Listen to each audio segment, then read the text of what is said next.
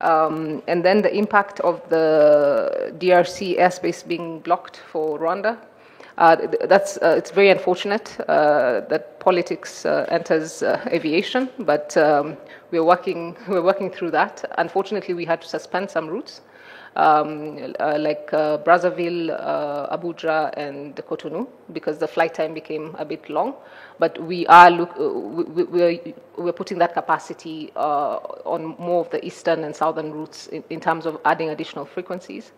And we're looking at opening new routes. I think more immediate, I think the first ones which are coming is Mombasa and Zanzibar.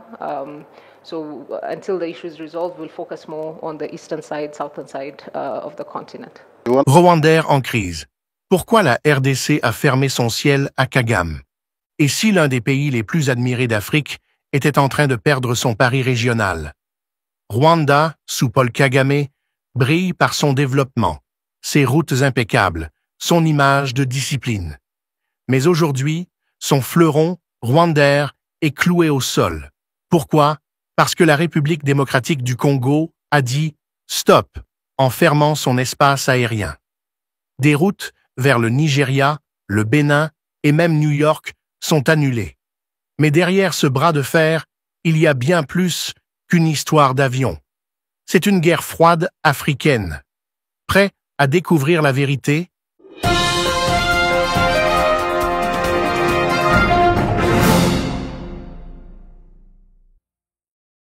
Bienvenue sur Africa Flashes, où nous décortiquons l'Afrique sans filtre, loin des récits simplistes des médias. Aujourd'hui, on plonge dans une crise qui secoue le Rwanda. La fermeture de l'espace aérien congolais à Rwandair, la compagnie nationale dirigée par Yvonne Makolo.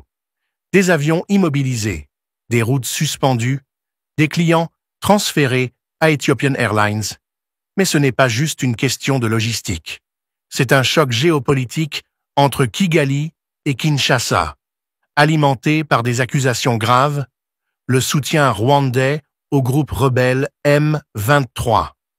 Pourquoi la RDC a-t-elle pris une mesure aussi radicale? Qui en paie le prix? Et qu'est-ce que ça dit sur l'avenir de l'Afrique centrale? Restez avec nous, car ce qu'on va révéler va vous faire voir cette histoire autrement. Commençons par les faits. Le 24 octobre 2024, la République démocratique du Congo a interdit à Rwandair de survoler son espace aérien. Conséquence immédiate. Rwandair a suspendu ses vols vers le Nigeria, le Bénin, le Congo-Brazzaville et même sa ligne prestigieuse New York-Kigali. Yvonne Makolo, PDG de Rwandair, a confirmé dans un communiqué que cette mesure a un impact majeur sur nos opérations. Des avions restent au sol à l'aéroport de Kigali et des clients ont reçu des lettres les informant que leurs vols sont transférés à Ethiopian Airlines. Selon des rapports de Jeune Afrique et de Radio Okapi, cette décision a coûté à Rwandair des millions de dollars en perte de revenus, sans compter les dommages à son image de marque. Mais pour comprendre pourquoi la DRC a agi ainsi, il faut remonter le fil de l'histoire. Les tensions entre le Rwanda et la RDC ne datent pas d'hier. Depuis les années 1990, après le génocide rwandais de 1994, les deux pays sont enfermés dans un cycle de méfiance et de conflits. Le Rwanda accuse la DRC d'héberger des milices Hutus, responsables du génocide, comme les FDLR. De son côté, Kinshasa reproche à Kigali de soutenir des rébellions dans l'est de la DRC, notamment le M23, un groupe armé qui contrôle des territoires riches en minerais dans le Nord Kivu.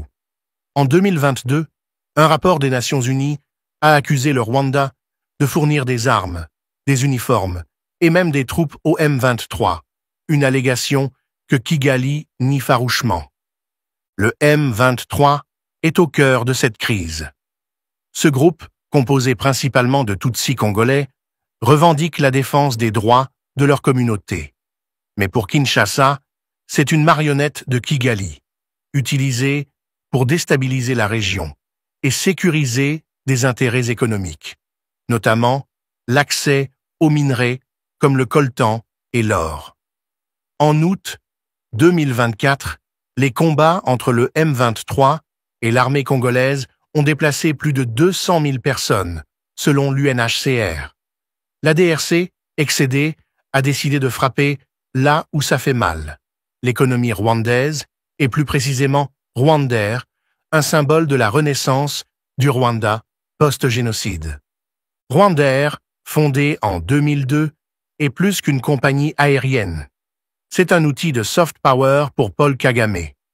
Avec des vols vers 25 destinations, elle projette l'image d'un Rwanda moderne, connecté et ambitieux. Mais cette ambition dépend de l'accès à l'espace aérien régional. La DRC, avec son immense territoire, est un couloir stratégique pour les routes vers l'Afrique de l'Ouest et l'Amérique. En fermant son ciel, Kinshasa a coupé les ailes de Rwandair. Alors, qui gagne et qui perd dans ce bras de fer? À court terme, la DRC marque des points. En ciblant Rwandair, Kinshasa envoie un message clair. Si vous soutenez le M23, vous en paierez le prix. Cette mesure touche directement l'économie rwandaise, qui repose sur l'image d'un hub régional stable. Les pertes financières de Rwandair pourraient aussi affaiblir la confiance des investisseurs étrangers, comme Qatar Airways, qui détient 49% des parts de la compagnie depuis 2020. Mais le Rwanda n'est pas sans ressources. Kigali a riposté en accusant la DRC d'agir de manière irrationnelle et en affirmant que Rwandair est une entité apolitique. Cette rhétorique vise à rallier la communauté internationale, notamment les partenaires occidentaux qui soutiennent le développement rwandais. Paul Kagame, maître de la diplomatie, sait jouer la carte de la victimisation, tout en maintenant une posture de force. Cependant, cette stratégie a ses limites.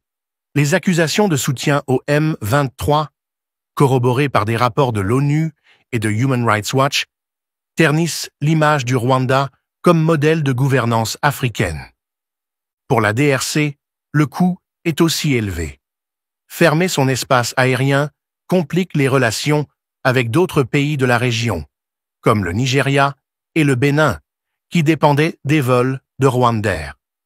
De plus, cette décision pourrait aggraver les tensions internes, car l'est de la RDC reste instable et l'armée congolaise peine à contenir le M23.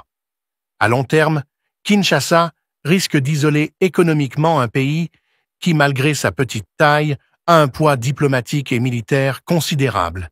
Et puis, il y a les implications régionales. L'Afrique de l'Est est une poudrière. L'Ouganda, qui a aussi soutenu des rébellions dans le passé, observe ce conflit avec intérêt. L'Éthiopie, en accueillant les clients de Rwandair, renforce sa position de leader aérien en Afrique. Et les grandes puissances, États-Unis, Chine, France, surveillent de près, car le contrôle des minerais congolais est un enjeu mondial. Comme en 1994, quand le génocide rwandais a déstabilisé toute la région, ce conflit pourrait avoir des répercussions bien au-delà des frontières. Mais arrêtons-nous un instant pour examiner les discours officiels. Le Rwanda insiste sur le fait que Rwandair est une victime innocente, une entreprise apolitique prise en otage par des querelles diplomatiques. Vraiment, Rwandair n'est pas une simple compagnie aérienne. Elle est un instrument de l'État rwandais, financé et contrôlé par un gouvernement qui ne tolère aucune opposition. Dire qu'elle est apolitique, c'est comme prétendre que l'équipe nationale de football du Rwanda n'a rien à voir avec la propagande de Kagame. C'est absurde. De l'autre côté, la DRC présente son geste comme une défense de sa souveraineté. Mais là encore, il y a des contradictions. Pourquoi Kinshasa n'a-t-elle pas agi plus tôt contre le Rwanda? Pourquoi attendre 2024 alors que les rapports sur le M23 datent de plusieurs années. Une partie de la réponse réside dans la politique interne congolaise. Le président Félix Tshisekedi, sous pression avant les élections de 2023, avait besoin d'un coup d'éclat pour galvaniser son peuple. Fermer l'espace aérien à Rwandair est un geste populaire, mais il ne résout pas le problème du M23 ni l'insécurité dans l'Est. Et puis, il y a les médias. Les gros titres internationaux parlent de tensions régionales ou de crise économique. Mais ils passent sous silence les voix des Congolais ordinaires, ceux qui fuient les combats dans le Nord Kivu, ou des Rwandais qui risquent de perdre leur emploi chez Rwandair. Les reportages de la BBC ou de France 24 se concentrent sur les élites, Kagame, Tshisekedi, Makolo, mais qui parlent des déplacés, qui racontent l'histoire des mineurs artisanaux qui travaillent sous la menace du M23. Leur silence est assourdissant. Voici mon point de vue. Cette crise n'est pas juste une dispute entre deux pays. Elle révèle le pari risqué de Paul Kagame. Pendant des décennies, il a construit un Rwanda fort, discipliné, admiré. Mais cette force repose sur un jeu dangereux. Intervenir dans les affaires de ses voisins, tout en se présentant comme un champion de la stabilité africaine. Soutenir le M23, si les accusations sont vraies, n'est pas seulement immoral, c'est une erreur stratégique. En défiant la DRC, Kigali risque de perdre son aura de modèle et de s'isoler. Ce n'est pas une crise aérienne, c'est une crise de légitimité. Et voici le tournant. Lors d'une conférence de presse à Kinshasa en novembre 2024, le ministre congolais des Transports, Jean-Pierre Bemba, a lâché une phrase qui résume tout. Le Rwanda ne peut pas jouer les pompiers et les pyromanes en même temps. Cette accusation, que Kigali déstabilise la région tout en pleurant les conséquences, est un électrochoc. Elle met à nu le double jeu présumé du Rwanda et pose une question cruciale. Jusqu'où Kagame est-il prêt à aller pour protéger ses intérêts? Cette histoire n'est pas seulement celle de Rwandair ou de la DRC. C'est une leçon sur l'Afrique d'aujourd'hui.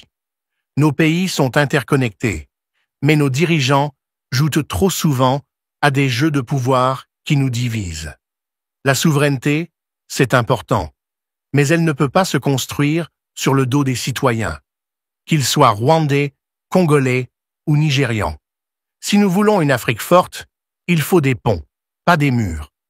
Et ça commence par dire la vérité, même quand elle dérange. Si cette analyse vous a secoué, il y a plus à venir. Abonnez-vous, partagez cette vidéo et ensemble, racontons l'Afrique comme elle mérite de l'être. À bientôt. Des projets exécutés selon les besoins et les priorités, eh bien l'atelier stratégique sur la sélection et priorisation des projets structurants et ses cadres d'échange pour une gouvernance axée sur les résultats. Yolande Voka et Fiston Wavingana ont signé ces reportages.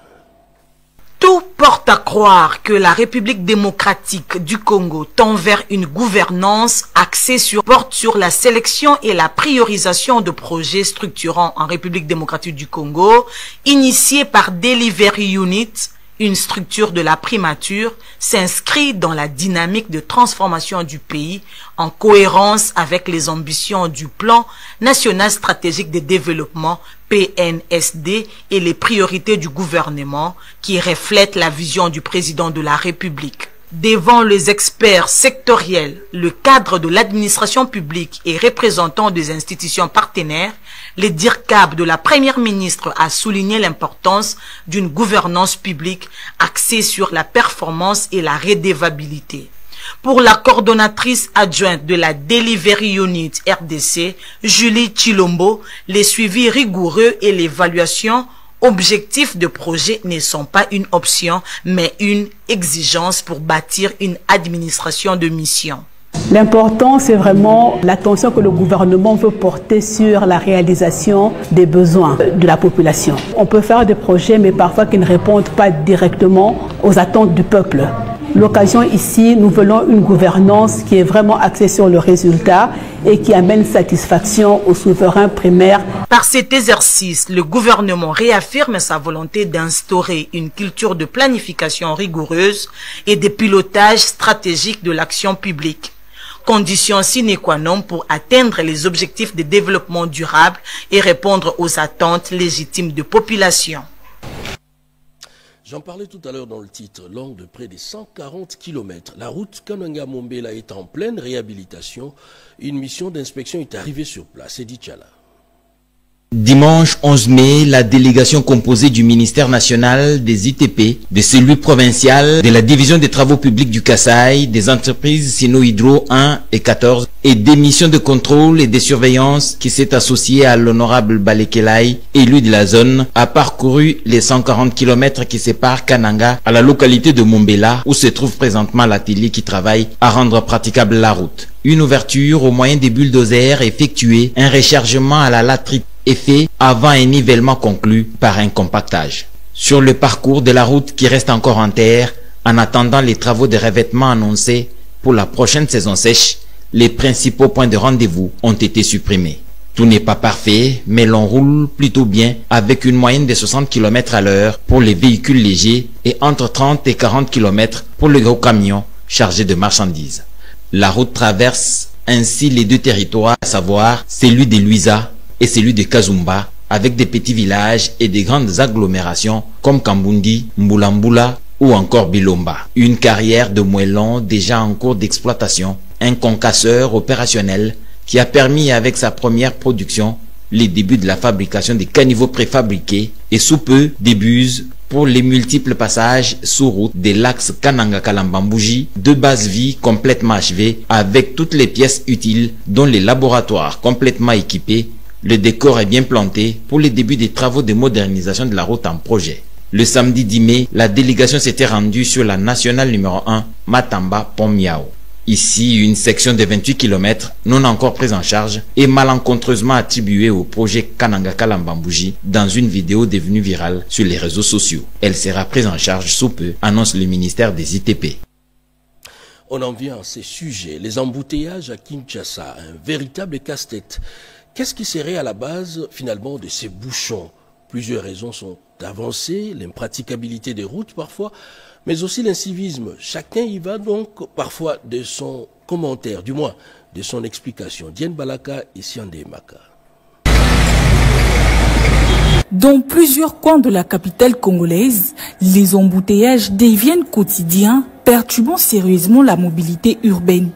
Des chaînes de véhicules immobilisés sont signalés notamment sur des axes comme l'avenue Chaoumba, Diplomate et Pierre Moulele, ex-24. Sur l'avenue Diplomate, les remorques d'une société de farine se sont appropriés les chaussées comme zone de stationnement en réduisant la largeur de la voie et en accentuant le bouchon. Depuis 14 heures, nous sommes bloqués par des embouteillages monstres ici sur Diplomate.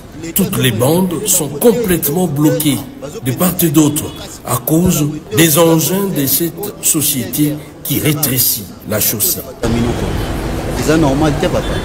Même constat sur l'avenue Moulele entre le Saut de Mouton et Mandela, le bouchon sont devenus chroniques au grand désarroi des usagers. Selon les témoignages des conducteurs, l'état de dégradation avancée des routes et le non-respect des codes de la route sont les causes majeures. Ces derniers appellent les autorités à des mesures urgentes de régulation et de réhabilitation de la voirie pour rendre fluide la circulation. La marche, une activité sportive qui s'impose à certains Quinoises et Quinois pour rejoindre leur lieu de travail à défaut d'un taxi-moto.